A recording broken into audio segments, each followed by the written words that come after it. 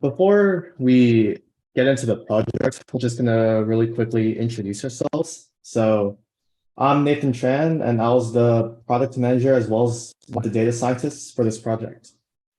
I am Shae Sihock. I was also a data scientist for this project. I'm Butler, and I'm also a data scientist and a website developer. I'm Logan Kilinski, and I was a website designer and developer. I'm Gerald Agurrie, and I was a web designer.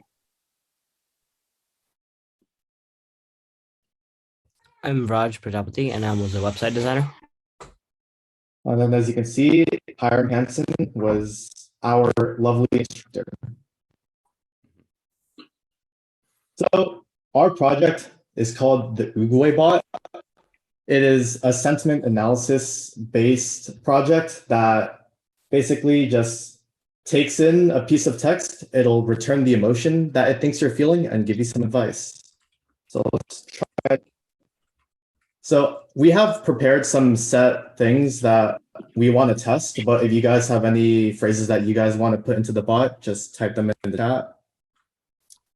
So first, we'll start with "My mother died yesterday."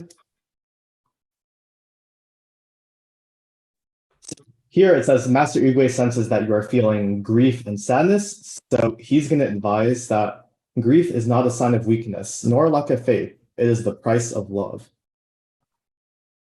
And then just try that again.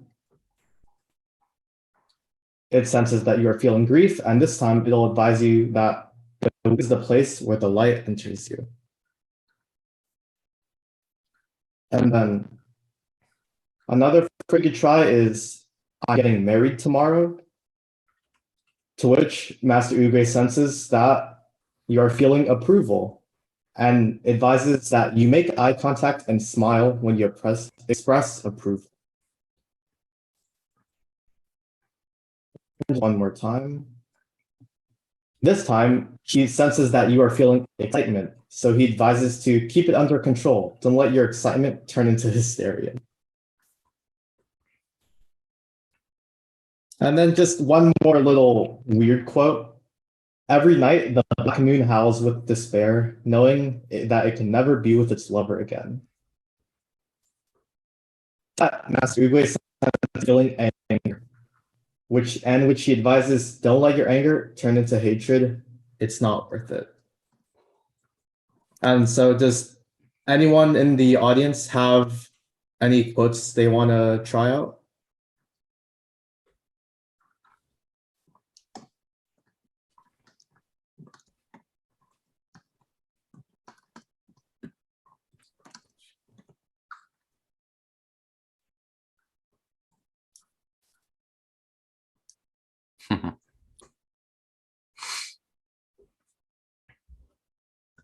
Great.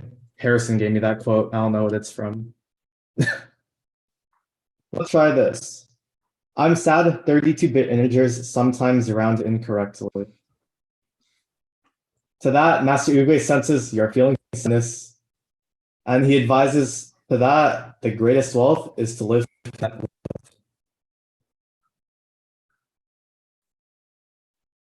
And then there's one more. We'll try. "I tried so hard and got so far."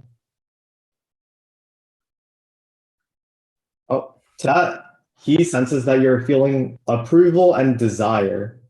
And he suggests avoid simply saying "good job," be specific about what you like. So, with text, there could be many emotions within just a piece. So there are different ways that a specific sentence can be interpreted. And so then before we go more in depth in our slideshow, just show you guys the other pages. We have a data exploration page, which have figures such as a full corpus word map, an emotions word map, an emotions bar chart, and then word embedding visualization using Word2Vec. On this page, we kind of just document our journey through the whole process, including a summary about the project, our time collecting and processing data, training the model, building the website, and we have some reflections at the bottom. So not that using that. Oh yeah. There's also links to our GitHub repository, Panda Express, in case you want more fortune cookie advice, and then AI Camp. And now our presentation. So once again, this is the Oogway bot, and I'd just like to shout out Vraj and Logan for creating the amazing drawings that we have on our website and this slideshow.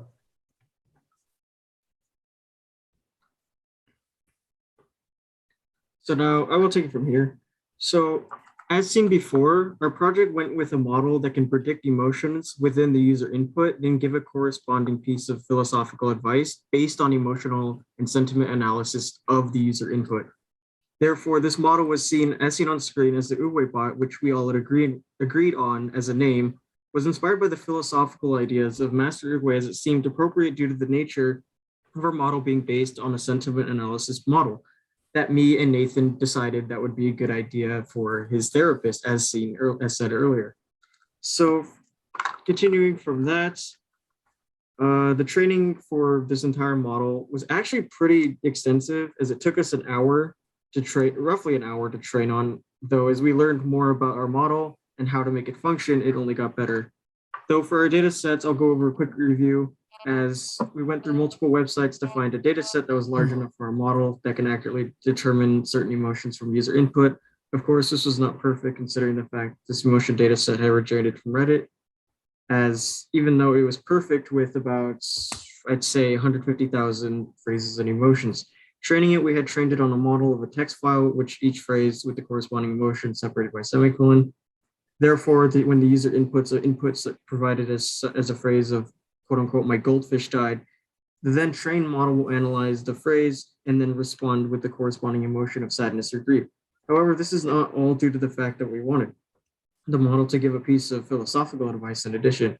Therefore, our team had come up with the idea of using OpenAI to generate 20 to 10 pieces of advice based on each emotion.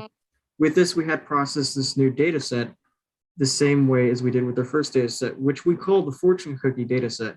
For this reason, to give that philosophical advice to our user based on the emotional analysis of our user input.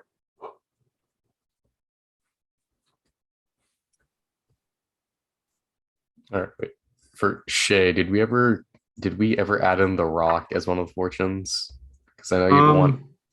I don't believe so. No. Ah, I know, but that's for our this too. So obviously, first we start out with our data collection, since it's honestly somewhat hard or difficult to at least figure out what we want it to be, because so when we were supposed to be doing data collection, we're still trying to figure out exactly what we wanted our bot to be. And it wasn't even until afterwards that we had gotten our advice, that we got our data sets of both fortune cookies and sentiment analysis stuff, that we actually coined like the term of an Oogway bot, and processed our data, just cleaned it up, file conversions and stuff, not my forte. Then actually, training model, Nathan and Shae did that a lot. They'd oftentimes spend a decent amount of time, like after camp and into the evening, training it. Then for analyzing our results, we trained our bot 6 times, and I think we lowered our loss from 3.6 to eventually under 1. I think around 0.8 last I remember. Might be even lower. But yeah, in general, we got to work for most of the time. I'd probably say like 17 out of 20 times at minimum. I would say it's pretty accurate. And then actually probably took, or at least what felt took like the longest time, that's also when everyone was most involved, was in the website development.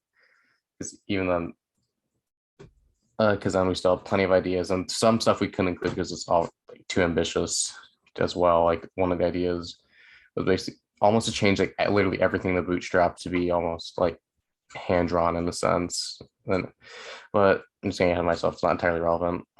But yeah, that was about our process.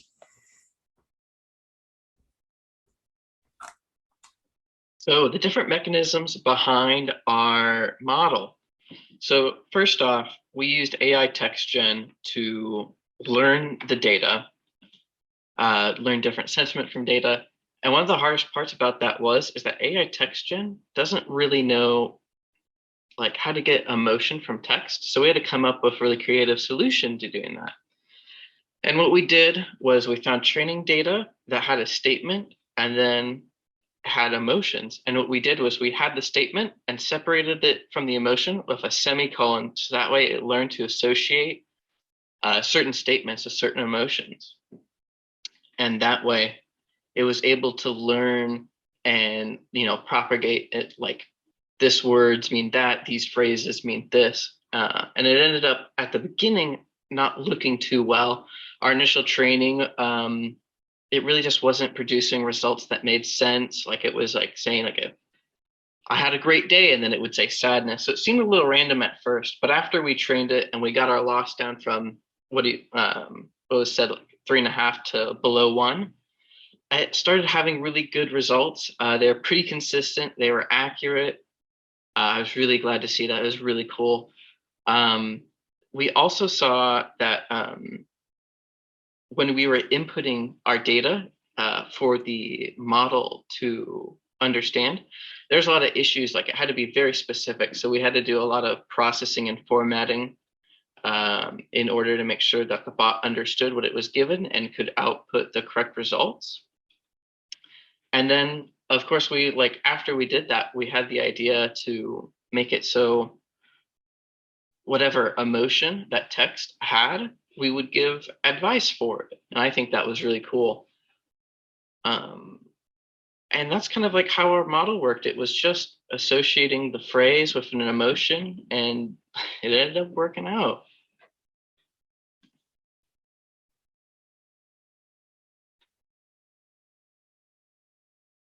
So our main goal was to create a bot that is capable of detecting emotions within the text you input, and then it will give an advice based on the emotions it detected.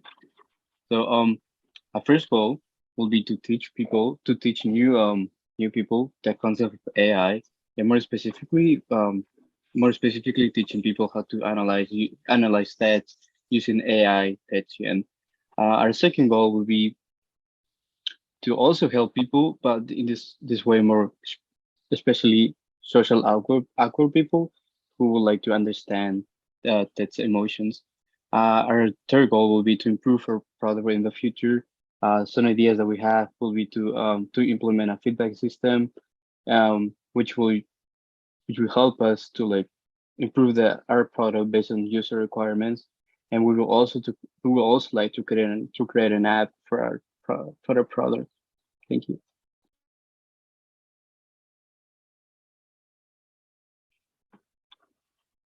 So challenges we faced throughout making this bot, I guess. So for the first challenge was like just the data set we found. At first it was pretty promising. We thought it was really good, but like we learned in the first week, like garbage in, garbage out. It was just like the text. It was the results were very incomparable. Yeah. Then another problem was when we started to train our model, we figured out that we were losing our progress. So we had to make an AI texture object that would just load the data from the PyTorch model and would just train it off of the existing data. Another problem was the second data set we found. It was actually way better than the first one, but it wasn't formatted in a way that AI texture could read. So we had to reformat it, do some processing, and then we realized that some emotions had a lot more occurrences than others. So we had to delete some of those occurrences and just like kind of even out all the emotions. And another one was website development. None of us really had any web dev experience, I guess. So we all had to just like work together and help each other solve it. So then, on behalf of wireless invaders, we would like to thank you all for listening to our presentation, and we'd like to thank AI Camp for giving us a great 3 weeks